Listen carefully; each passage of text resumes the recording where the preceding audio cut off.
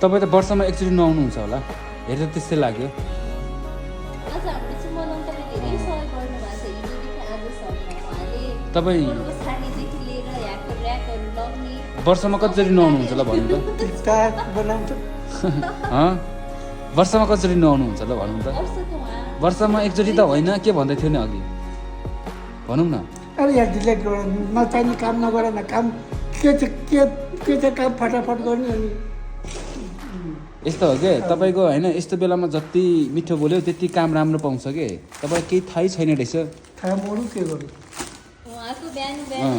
4 देखि 5 हजारको बोनी भएको छ त्यो पनि यो दैनिक स्टोरको थ्रुबाट त्यही त नि। उहाँ निकै ह्याप्पी हुनुहुन्छ आज